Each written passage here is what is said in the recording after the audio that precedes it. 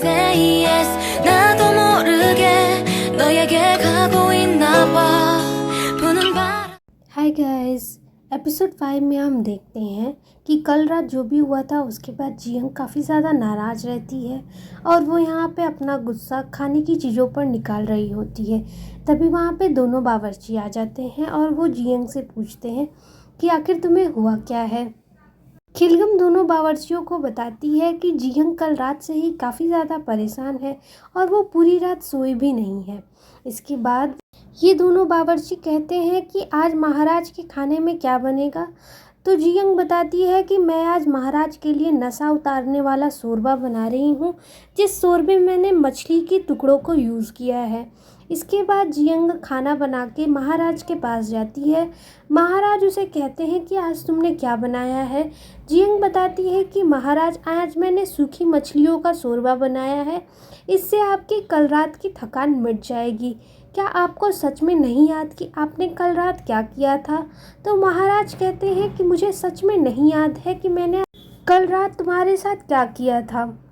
महाराज के खाना खाने के बाद जियंग वहाँ से चली जाती है और वहाँ पे शाही राज्य मंत्री आते हैं। शाही राज्य मंत्री महाराज को याद दिलाते हैं कि कल रात उनसे क्या गलती हुई थी। इसके बाद हम जियंग को देखते हैं जो कि बाहर निकलकर अपने कमरे में वापस जा रही होती है। तभी वहाँ पे खोंगिल आ जाता है। खोंगिल जियंग से कहता है कि क्या मैं तुम्हें याद हूँ? तो जियंग कहती है कि हाँ, तुम तो वही नाटक वाले कलाकार हो जिसने हमें बेवकूफ़ बनाया था। खोंगिल पूछता है कि अब तुम्हारी दोस्त कैसी है जिस पर कल उस औरत ने हमला किया था। तो जियंग पूछती है कि क्या तुमने उस औरत का चेहरा देखा? तो खोंगिल बताता है कि मैंने उस औरत का चेहरा तो नहीं देखा, लेकिन मुझे इतना पता है कि वो शाही दरबार की ही दासी थी, क्योंकि उसने दासियों वाले कपड़े पहने हुए थे।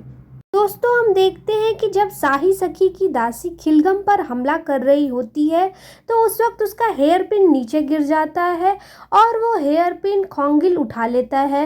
और खोंगिल के पास पहले से ही एक क्लिप का बॉक्स रहता है। वो उस क्लिप के बॉक्स में उस हेयर पिन को फिट करता है तो वो पूरी तरीके से फिट हो जाता है। जिसके बाद हमें पास्ट का एक सीन दिखाया जाता है और यहाँ पर हमें पता चलता है कि खोंगिल की एक बड़ी बहन थी और खोंगिल की बड़ी बहन को जब महल भेजा गया था तो महल से जब लौटकर उसकी लाश आई तो उसके हाथ में एक क्लिप का टुकड़ा था और वो क्लिप का टुकड़ा वही है जिस औरत ने उस दिन खिलगम पर हमला किया था। तो खोंगिल कहता है कि अगर मुझे ये पता चल जाए कि उस दिन खिलगम पर किसने हमला किया था तो मुझे ये भी पता चल जाएगा कि मेरी बहन का कातिल कौन है। नेक्स्ट सीन में हम शाही सखी और उसकी दासी को देखते हैं। यहाँ पर शाही सखी दासी से कहती हैं कि क्या तुम्हें पूरा यकीन है कि खोंगिल ने तुम्हारा चेहरा नहीं देखा था? तो दासी कहती है कि मुझे यकीन है कि खोंगिल मेरा चेहरा नहीं देख पाया था। इसके बाद शाही सखी अपनी दासी से कहती हैं कि महाराज जब अपनी मंत्रिमंडल से बाहर आए तो उन्हें कहना कि मैं उनसे मिलना चाहती हूँ। और इसके बाद सीन शिफ्ट हो जाता है और हम यहाँ पे महाराज को देखते हैं। यहाँ पर महाराज से मिलने के लिए सांगजेई वहाँ पे आया हुआ रहता है। सांगजेई महाराज से पूछता है कि महाराज कल रात आपने शाही राज रसोइया के साथ जो भी किया उसके लिए आपको उसे मनाना होगा, क्योंकि अब वो आपसे नाराज़ हो गई है। तो महाराज सांगजेई से कहते हैं कि मुझे समझ में नहीं आता कि आखिर अब मैं उसे मनाने के लिए क्या करूं। तो सांगजेई महाराज से कहता है कि महाराज मेरे पास एक उपाय है। लड़कियों को तोहफे काफ़ी ज़्यादा पसंद आते हैं, तो क्यों ना आप शाही राज रसोइया को एक ऐसा तोहफा दें जो उन्हें काफ़ी ज़्यादा पसंद आए। महाराज कहते हैं कि क्या मैं उसे कोई हीरे जवाहरात दे दूं या फिर मैं उसके लिए अच्छे कपड़े बनवा दूं।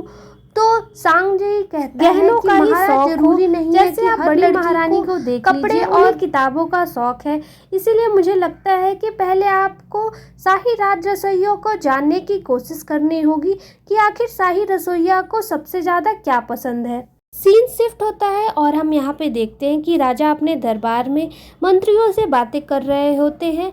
यहाँ पर हमें पता चलता है कि दरबार में मिंग डायनेस्टी के कुछ लोग मिंग डायनेस्टी के लोग इससे पहले भी जोसोन में आ चुके रहते हैं और मिंग डायनेस्टी के लोग जोसोन के राजा से काफ़ी ज़्यादा कर की डिमांड करते हैं। यहाँ पर वो योनही से कहते हैं कि इस बार हमारा कर बहुत ही ज़्यादा होना चाहिए, इस बार हमें 50 और औरतें और उसके साथ ही हमें 200 गवान चांदी भी चाहिए। राजा योनही कहते हैं कि हम इस तरीके से मिंग डायनेस्टी के लोगों की बातों को नहीं मान सकते हैं। अगर हम उनकी सारी बातों को मानते गए तो हम उनसे कमज़ोर कहलाएंगे। यहाँ पे हमें पता चलता है कि मिंग डायनेस्टी का प्रतिनिधि युगुन कर रहा होता है और युगुन के साथ 3 नए बावर्ची भी आ रहे होते हैं जो उसे मिंग डायनेस्टी का खाना बनाकर खिलाते हैं।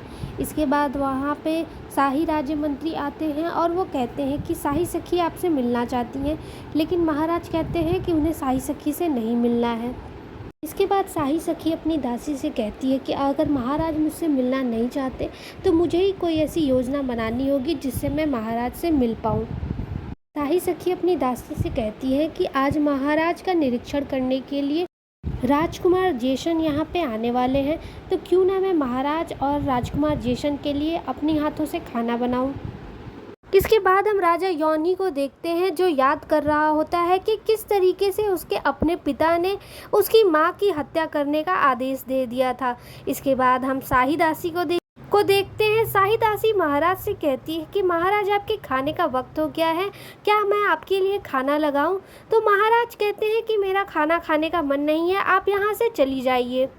इसके बाद हम शाही सखी को देखते हैं। शाही सखी बावर्ची इनको जहर का एक प्याला देती है और कहती है कि इसे समय आने पर आप उपयोग करिएगा, और बावर्ची मिन वहाँ से वो प्याला लेकर चला जाता है। इसके बाद शाही राज्य मंत्री बावर्ची खाने में आते हैं और वो जियंग से कहते हैं कि आज महाराज खाना नहीं खाएंगे। तभी हम यहाँ पे मिन को देखते हैं जो कि याद कर रहा होता है कि उसके पास एक जहर का प्याला है और उसे वो उपयोग करना है, लेकिन यहाँ पे हम देखते हैं कि महाराज आज खाना नहीं खाने वाले रहते हैं। जिसके बाद जियंग कहती है कि मैं कोशिश करती हूँ महाराज के लिए कुछ बनाने का, हो सकता है कि महाराज उसे खाकर अच्छा महसूस करेंगे। इसके बाद जियंग महाराज के लिए चिकन सूप बनाने लगती है और वो चिकन सूप बनाकर महाराज के पास ले जाती है। महाराज को चिकन सूप काफ़ी अच्छा लगता है और वो कहते हैं कि तुम्हारे में तो जादू है। इसके बाद जियंग वहाँ से चली जाती है और हम देखते हैं कि महाराज जियंग को जाते हुए देख रहे होते हैं और इस सीन में हमें ये पता चलता है कि महाराज धीरे धीरे जियंग को पसंद करने लगे थे। इसके बाद हम राजकुमार जेशन को देखते हैं जो कि एक दूसरे मंत्री से बात कर रहे होते हैं। वो मंत्री से कहते हैं कि उस आदमी ने जिसने जंगल में महाराज पे हमला करवाया था, मुझे पता है कि वो आदमी आप ही ने भेजा था। आपको क्या लगता है कि आपको इतनी ज़्यादा जल्दी करने की क्या ज़रूरत थी? अगर आप पकड़े जाते तो हमारा सारा प्लान बर्बाद हो जाता। इसके बाद हम देखते हैं कि राजकुमार जेशन उस मंत्री को आदेश देते हैं कि उस आदमी को आपको जल्दी पकड़ना होगा, क्योंकि अगर राजा के सैनिकों ने उस आदमी को पकड़ लिया तो हमारा सारा खेल ख़त्म हो जाएगा।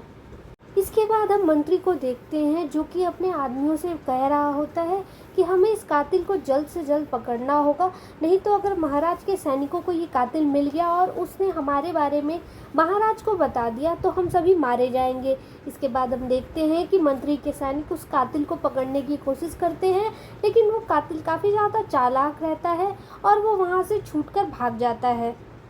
इसके बाद ये खबर राजकुमार जेशन को पहुंचाई जाती है। राजकुमार जेशन ये सुनकर काफ़ी ज़्यादा गुस्सा हो जाते हैं और वो उस सैनिक से कहते हैं कि अगर अगली बार तुम मेरे पास ये खबर लेकर आए कि तुम्हारी वजह से वो कातिल फिर से छूट गया, तो इस बार मैं कातिल नहीं तुम्हारी गर्दन को काट डालूंगा। इसके बाद हम चौथी शाही सखी को देखते हैं जो कि महाराज के लिए खाना बनाने की तैयारी कर रही होती है। वो अपनी दासी किम को भेजती है और कहती है कि ये चिट्ठी तुम मिन को दे देना और बावर्ची मिन से कहना कि इस चिट्ठी में जितनी भी सामग्री लिखी हुई है वो उसे आज के खाने के लिए बनानी होगी। इसके बाद हम जियंग को देखते हैं जो कि महाराज के लिए खाना बना रही होती है। तभी वहाँ पे बावर्ची मिन जियंग से मिलने के लिए शाही दासी आती है और शाही दासी उसे एक पत्र देती है। उस पत्र में लिखा होता है कि आज का खाना शाही सखी बनाएंगी, लेकिन जियंग कहती है कि हमें महाराज की तरफ से कोई आदेश नहीं है, इसीलिए शाही सखी चाहे तो खाना बना सकती हैं, लेकिन मैं भी महाराज के लिए खाना ज़रूर बनाऊंगी, क्योंकि अगर हमने खाना नहीं बनाया और बाद में महाराज ने कहा कि हमारा तो ऐसा कोई आदेश नहीं था, तो इसके बाद डांट तो हमें सुननी पड़ेगी। इसीलिए जियंग भी खाना बनाने की तैयारी करने लगती है। जियंग आज पोर्क कटलेट बना रही होती है। यहाँ पे सारे लोग पहली बार पोर्क कटलेट को देखकर काफ़ी ज़्यादा हैरान रहते हैं। वो जियंग से पूछते हैं कि आखिर तुमने इस डिश को बनाना कैसे सीखा। तो जियंग कहती है कि मैंने इस डिश को काफ़ी दूर देश से बनाना सीखा है। तभी वहाँ पे चौथी शाही सखी आ जाती है। चौथी शाही सखी मिन से कहती है कि बावर्ची मिन, क्या आपने सारा खाना तैयार कर लिया।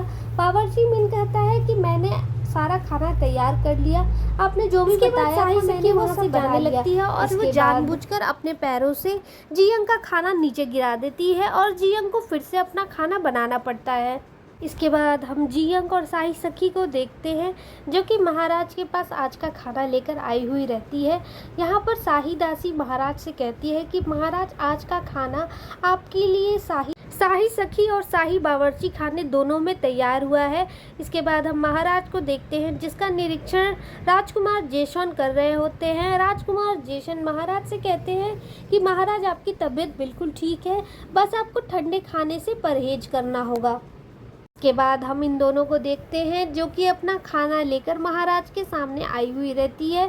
यहाँ पे शाही सखी महाराज के लिए चिकन का शोरबा बनाई हुई रहती है और वो राजकुमार जेशन से कहते हैं कि राजकुमार जेशन, आपने अभी तुरंत कहा था कि मुझे ठंडा खाना मना है। शाही सखी को तो ये भी नहीं पता कि मुझे ठंडा खाना नहीं खाना है। इसके बाद शाही सखी महाराज से कहती है कि महाराज, चिकन शोरबे के अलावा भी काफ़ी सारी चीज़ें मैंने बनाई हैं, आप उन्हें चख सकते हैं। इसके बाद ये लोग शाही सखी का खाना चखते हैं, जो कि काफ़ी अच्छा रहता है। लेकिन उसके बाद बारी आती है जियंग के खाने की, और दोस्तों जियंग का खाना काफ़ी ज़्यादा यूनिक रहता है, जिसकी वजह से महाराज और राजकुमार जेशन दोनों उसकी तारीफ़ करते हैं। ये दोनों कहते हैं कि मैंने तो ऐसा खाना कभी नहीं खाया था, आखिर तुमने ये क्या बनाया है। तो जियंग बताती है कि मैंने पोर्क कटलेट बनाया है। इसके बाद हम शाही सचिव सांगजेई को देखते हैं। सांगजेई अपने पिता के साथ बैठा हुआ रहता है और वो अपने पिता को बताता है कि पिताजी, मुझे उस लड़की का वो थैला मिल गया था जो उस लड़की ने पहाड़ी से नीचे गिरा दिया था। तो उसके पिता कहते हैं, तो आखिर तुमने वो थैला उस लड़की को क्यों नहीं लौटाया। सांगजी इस पर अपने पिता से कहता है कि पिताजी, वो लड़की बार बार इस थैले के बारे में बोल रही थी और मुझे ऐसा लगा कि यह थैले में कुछ काफ़ी ज़्यादा कि बेशकीमती चीज़ें रखी होंगी, जिसकी वजह से ये लड़की ये थैला किसी को देना नहीं चाहती है। इसीलिए मैंने पहले इस थैले को अपने पास रखा कि मैं इसमें देखूंगा कि इसमें आखिर ऐसी क्या चीज़ें हैं। लेकिन जब मैंने इस थैले को खोला तो मुझे उसमें से काफ़ी अजीबोगरीब चीज़ें नज़र आई। तो इस पे सांगजेई का पिता कहता है कि अगर वो थैला लौटा देने से महाराज और उस लड़की के बीच की नज़दीकियाँ बढ़ जाती है, तो तुम्हें वो थैला महाराज को दे देना चाहिए। इसके बाद हम सांगजेई को देखते हैं, जो कि ये थैला महाराज को दे देता है और महाराज से कहता है कि महाराज, आपको तोहफे के रूप में ये थैला उस लड़की को देना चाहिए, क्योंकि उस लड़की को सबसे ज़्यादा इस थैले की ही चिंता थी। इस थैले को देखने के बाद वो काफ़ी ज़्यादा खुश हो जाएगी और आपको माफ़ भी कर देगी। इसके बाद हम मिंग डायनेस्टी के प्रतिनिधि को देखते हैं। युगुन यहाँ पे आ चुका रहता है और युगुन के लिए लोग यहाँ पे खाना लेकर आते हैं, लेकिन युगुन को जोसेon का खाना अच्छा नहीं लगता है। इसीलिए वो अपने बावर्ची को आदेश देता है कि वो उसके लिए कुछ खाना बनाए। तो यहाँ पर हम देखते हैं कि युगुन का बावर्ची उसके लिए कुछ खाना बनाता है। इसके बाद हम जियंग को देखते हैं। शाही राज्य मंत्री उसे एक बगीचे में लाते हैं और बताते हैं कि यहाँ इसी बगीचे में वो सारी सब्जियां उगाई जाती हैं, जिससे शाही बावर्ची खाने में खाना बनता है। और इसके बाद हम देखते हैं कि वहाँ पे महाराज यौन ही आ जाते हैं। यौन ही जियंग से कहते हैं कि कल रात जो भी हुआ उसके लिए मैं तुमसे माफ़ी मांगना चाहता हूँ, आओ मैं तुम्हें अपना बगीचा दिखाता हूँ। इसके बाद वो जियंग को अपना बगीचा दिखाते हैं। जियंग यहाँ पे मिर्ची के पेड़ को देखकर काफ़ी ज़्यादा खुश हो जाती है। महाराज यॉनी कहते हैं कि तुम्हें इससे दूर ही रहना चाहिए क्योंकि इसे हम जहर मानते हैं। तो जियंग बताती है कि पहले के लोग इसे जहर ही मानते थे क्योंकि कुछ लोगों की इसे खाकर मौत भी हो गई रहती है, लेकिन अगर आप इसे अच्छे से यूज़ करें तो ये खाना को काफ़ी टेस्टी बना देता है। इसके बाद हम देखते हैं कि यॉनी जियंग को उसका बैग देता है। जियंग अपना बैग लेकर काफ़ी ज़्यादा खुश हो जाती है, लेकिन जियंग को बाद में पता चलता है कि जियंग के बैग में उसकी वो किताब नहीं है। और ये एपिसोड यहीं पर ख़त्म हो जाता है। दोस्तों नेक्स्ट पार्ट देखने के लिए आप हमारे चैनल को सब्सक्राइब करें। दोस्तों हमारे चैनल को प्लीज़ सपोर्ट करिए, सब्सक्राइब करिए। Thank you for watching.